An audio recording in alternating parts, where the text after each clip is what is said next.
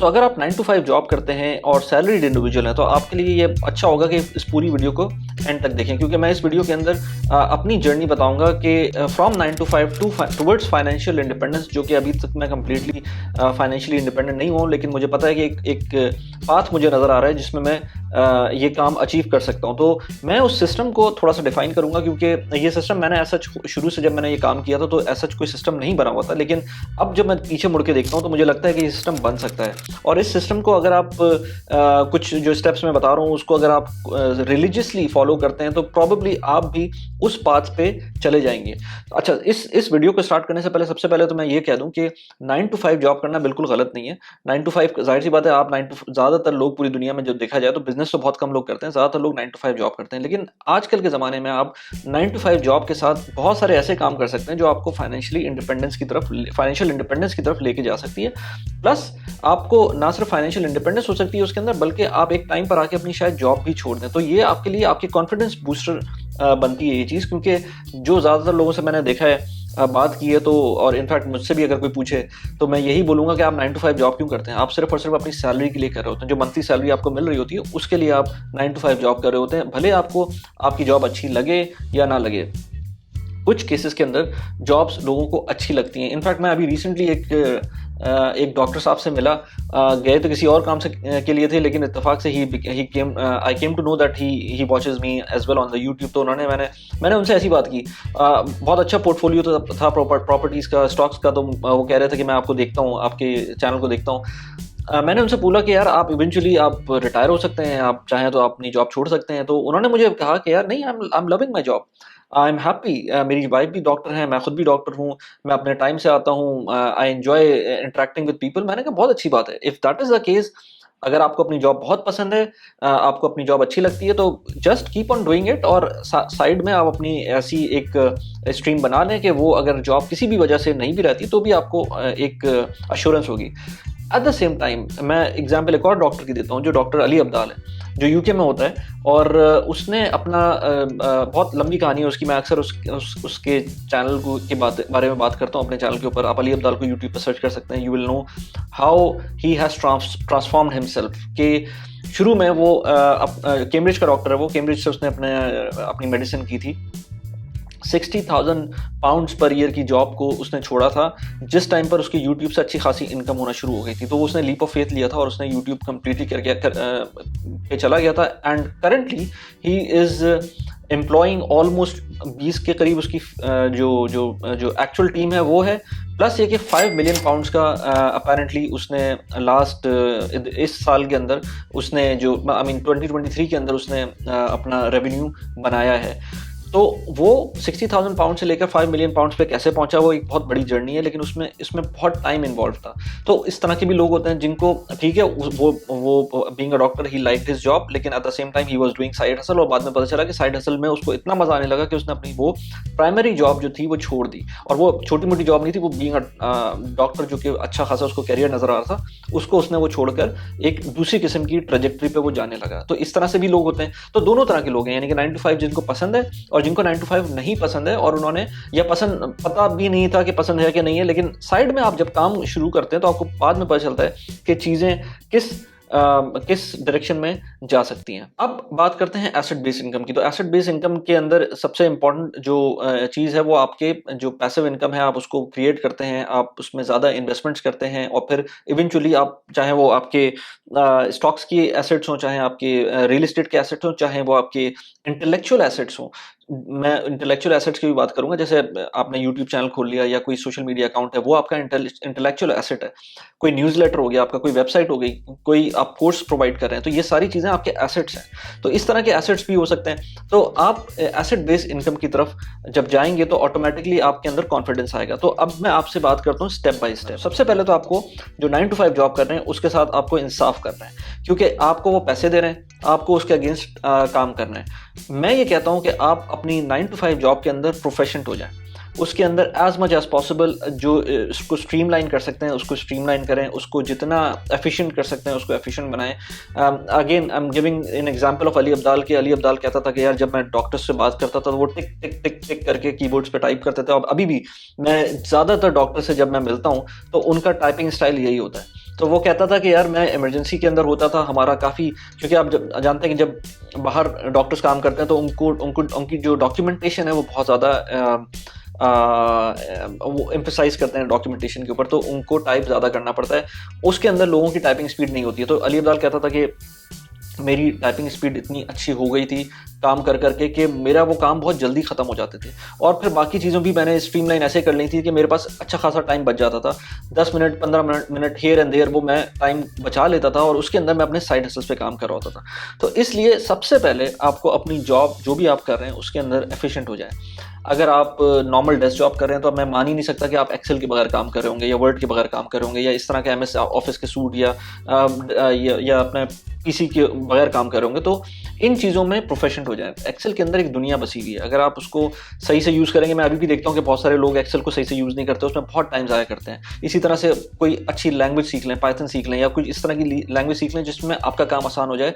मैं ये नहीं कहता कि आप अपने मैनेजर को बता दें कि आपने ये चीज़ें किस तरह से सीखी हुई हैं, क्योंकि जब आपको ये चीज़ें प्रोफेशनल हो रहे होते हैं या अपनी एफिशिएंसी बढ़ा रहे होते हैं, तो अनलेस एंड अनटिल आपको फ़ायदा हो रहा हो उसका, तब तो ठीक है। लेकिन अगर आपको जो काम मिला हुआ है आपने वो टाइम पे करके दे दिया है और उसके बाद भी टाइम बच जाता है, तो आपका ये टारगेट होना चाहिए कि आपका टाइम इम्प्रूव होना चाहिए, टाइम बचना चाहिए।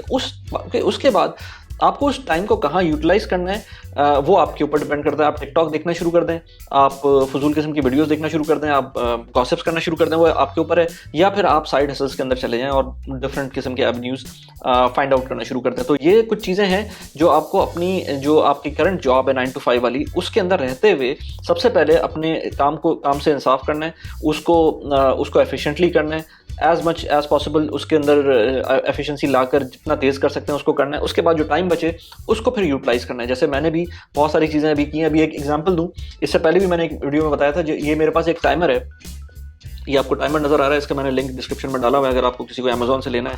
ये टाइमर है, ये मेरे लिए बड़ा काम करता है। जब मैं घर पे होता हूँ, मुझे वर्क फ्रॉम होम कर रहा होता हूँ, और कभी कभी मुझको ये, वैसे मैं बात कर तो रहा हूँ लेकिन चले खैर शायद ऑफिस से कोई ना देख रहा हूँ, लेकिन अगर मैं घर पे होता हूँ और मुझे कभी यूट्यूब का काम करना होता है और मुझे और कोई और काम करना होता है और मुझको ऑफिस का भी काम करना होता है, चाहे वो ऑफिस टाइमिंग के बाद हो या सुबह सुबह हो, मैं कभी कभी सुबह सुबह भी काम कर रहा होता हूँ, तो इन केस मेरे पास बहुत सारा काम है तो मैं ये टाइमर यूज़ करता हूँ।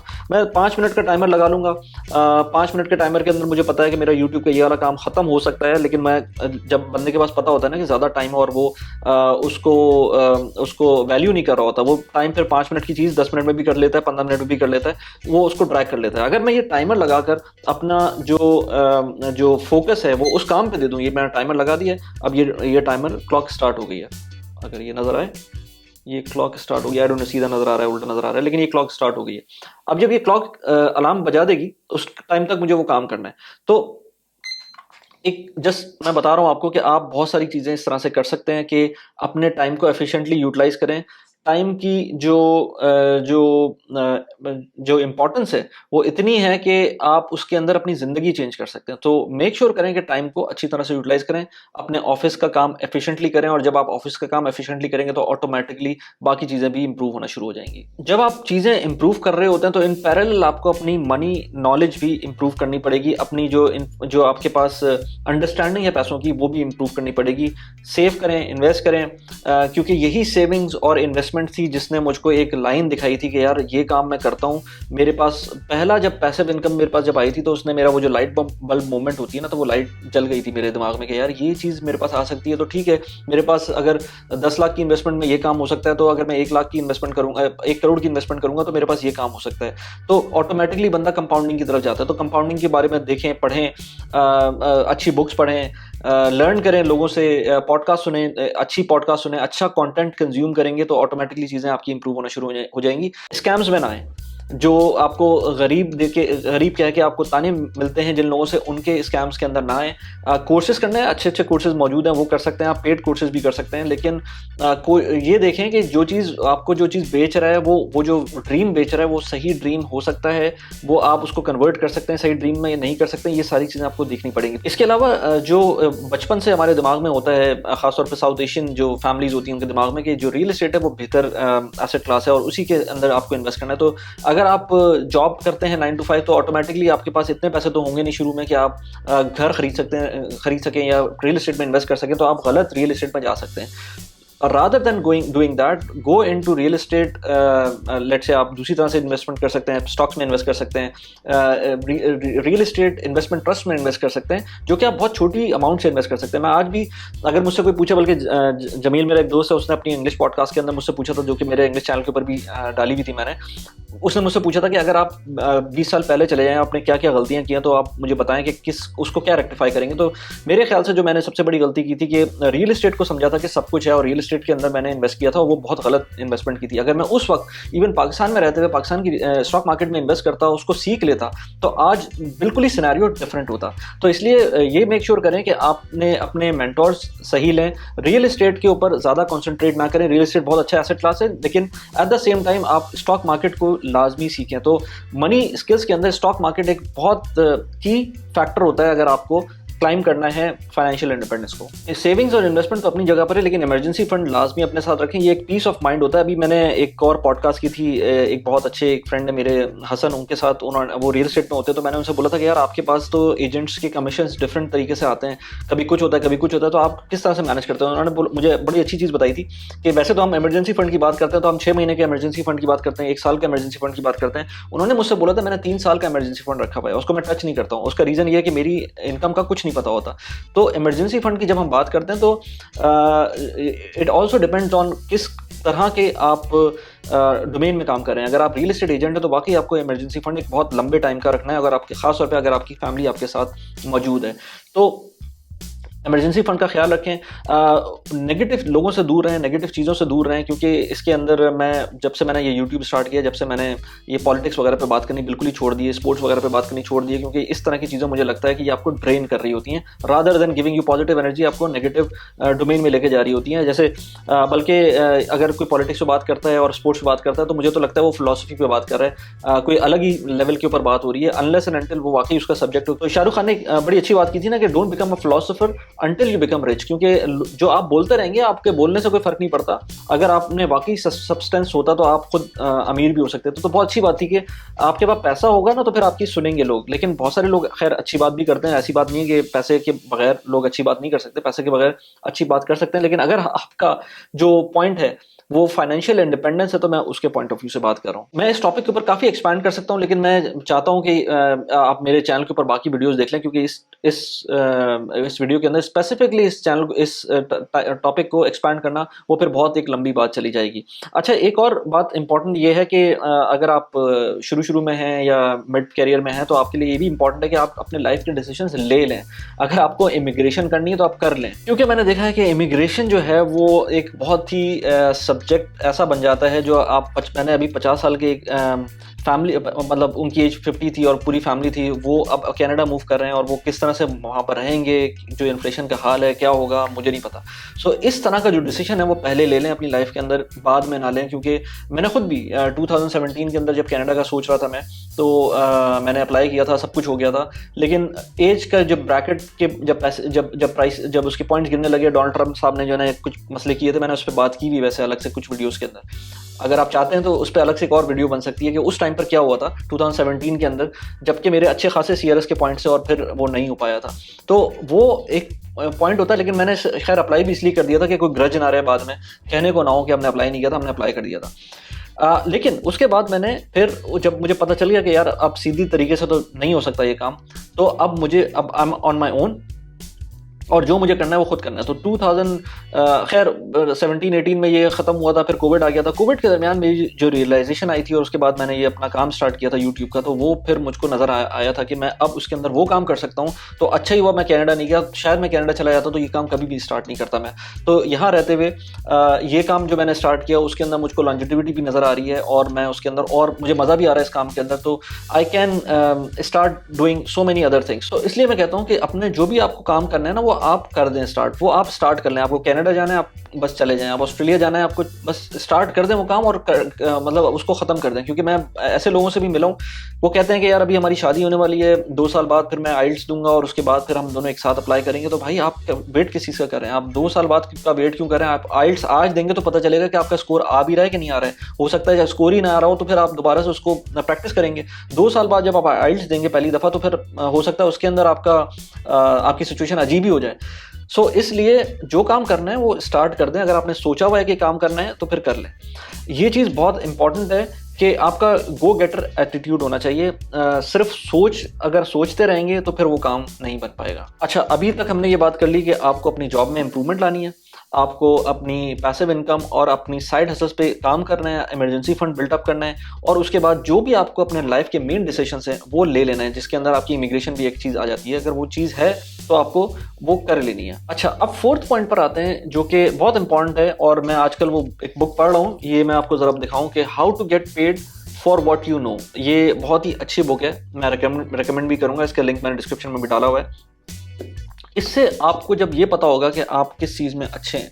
इसका जो ऑथर था वो उसको म्यूज़िक का शौक था, और उसने कोई स्पेसिफिक इंस्ट्रूमेंट था जिसकी उसने कोर्स बनाया था और वो उसको सेल किया था। और जब पहला कोर्स सेल हुआ था तो अगेन वो जो लाइट बल्ब मोमेंट होता है ना, वो उसको आया था। और उसके बाद उसने पूरी एक अपनी स्टोरी बताई है, और उसमें बड़ा प्रैक्टिकल स्टेप्स बताए, जो कि मैं अभी चैप्टर 2 या 3 पर हूँ। इसका आई थिंक 3 भी पूरा नहीं हुआ है, 2 पर ही समझ लेंगे। 2 किया मैंने अभी इसको कंप्लीट, और अभी मैं आगे इसको पढ़ रहा हूँ।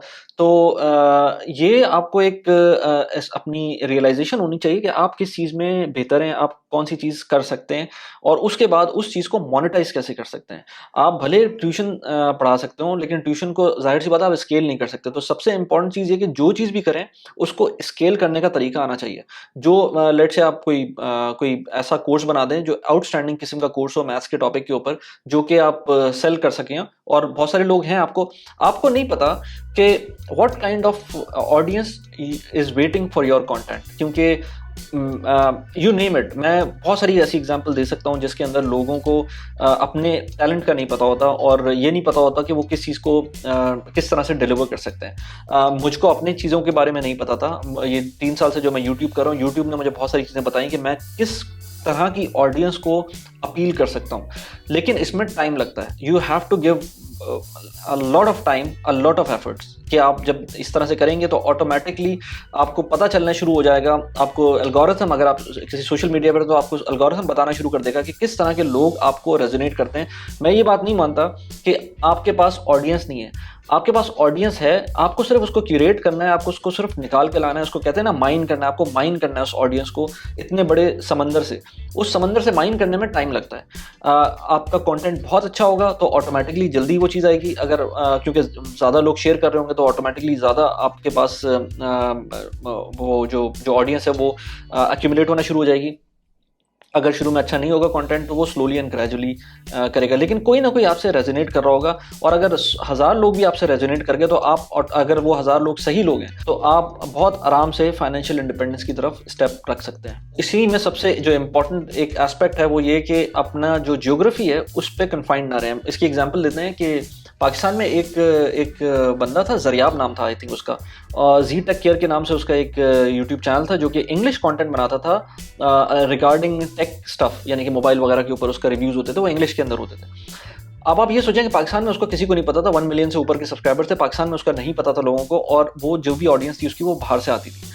तो वो पाकिस्तान में बैठ के कंटेंट बना रहा है, ऑडियंस उसकी यूके यूएस वगैरह की है, और उसके जो सीपीएम वगैरह, ऑफ कोर्स जब यूट्यूब का इस तरह की ऑडियंस होगी तो सीपीएम भी बहुत हाई था और बहुत अच्छे पैसे बनाना। अब रिसेंटली वो, मेरे ख्याल से वो यूके मूव हुआ है, लेकिन अभी रिसेंटली कुछ अरसे पहले तक वो पाकिस्तान के अंदर ही ये काम कर रहा था। इसलिए you can make any kind of audience. आपकी थोड़ी प्रेजेंटेशन स्किल्स होनी चाहिए, थोड़ी सी टाइम लगना चाहिए। टाइम बहुत इंपॉर्टेंट है इस तरह की चीज़ों में। आपको एफर्ट्स डालनी पड़ती हैं, और जब आप ये सारी चीज़ें करते हैं तो फिर ये चीज़ें आपके लिए इंप्रूव होना शुरू हो जाती हैं। अली ईरानी के साथ मेरी एक पॉडकास्ट थी इंग्लिश चैनल के ऊपर, उस पर उसने बड़ी अच्छी बात की थी, स्टार्ट नाउ ऑप्टिमाइज लेटर। वो उसने बात की थी अपनी इन्वेस्टमेंट्स के बारे में, क्योंकि मैंने क्वेश्चन ये किया था कि यार वो जो ETFs होते हैं, यूएस के ETF जो होते हैं, वो उस पर टैक्स लगता है और बहुत सारी चीज़ें होती हैं, लेकिन जो नया बंदा है उसके लिए क्या कहना चाहिए, मतलब अगर उसको नहीं पता तो वो तो ओवरवेल्म हो जाएगा, इस तरह की चीज़ें पड़ेगा। तो उसने मुझसे ये बोला था कि स्टार्ट नाउ ऑप्टिमाइज लेटर, यानी कि आज आप स्टार्ट कर दें, ऑप्टिमाइज बाद में करें। इसी तरह से सोशल मीडिया को अगर आपको स्टार्ट करना है, या अपनी पर्सनल ब्रांडिंग को स्टार्ट करना है, या कोई भी आपको काम स्टार्ट करना है जो आपको समझ में आ रहा है कि आप कर सकते हैं, तो आज आप स्टार्ट कर दें।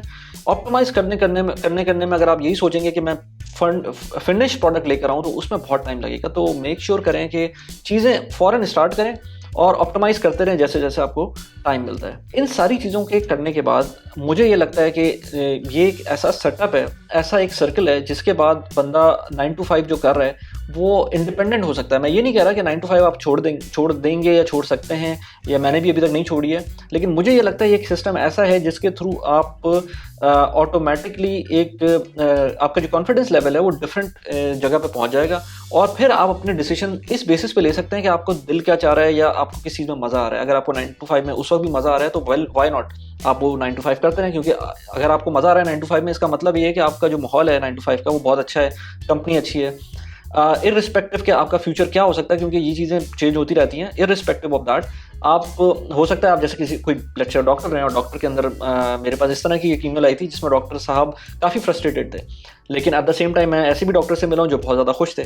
तो it all depends on, it's all subjective. तो ये 9 टू 5 आपको करनी है, उसके बाद ये सारा प्रोसेस करने के बाद आप एक लेवल पे आते हैं कि आपको अपनी जो जो कैश फ्लो है वो 9 टू 5 से बेहतर होने लगता है। तो ये आप पर डिपेंड करता है कि आपको उसको कंटिन्यू रखना है नहीं रखना है। ये सारी चीज़ें बात की बात है, लेकिन आपको ये प्रोसेस स्टार्ट करने में देर नहीं करनी है। मैं इन चीज़ों के ऊपर डिफरेंट किस्म की वीडियोस बनाता रहता हूँ। अभी मैंने रिसेंटली एक वीडियो बनाई थी अपने गैजेट्स के ऊपर जो मैं यूज़ करता हूँ, किस तरह से मैं अपना पूरा यूट्यूब चला रहा होता हूँ या और चीज़ें कंटेंट से रिलेटेड या और डिफरेंट प्रोडक्टिविटी से रिलेटेड। मैंने इस वीडियो में का लिंक यहाँ पर लगा दिया जिसमें मैंने गैजेट्स पे बात की थी। इसके अलावा मैंने real estate as a business, जो मैंने अभी आपको कहा एक पॉडकास्ट की थी हसन के साथ, उसका लिंक मैंने यहाँ पर लगा दिया, उसको जाके देख सकते हैं। उन्होंने कहा था कि रियल एस्टेट वो बिजनेस की तरह करते हैं, खुद रियल एस्टेट एजेंट है लेकिन उसको बिजनेस समझते हैं। यहाँ पर उसका लिंक है। कैसी लगी वीडियो प्लीज मुझे बताइएगा। Thanks for watching the video, bye bye.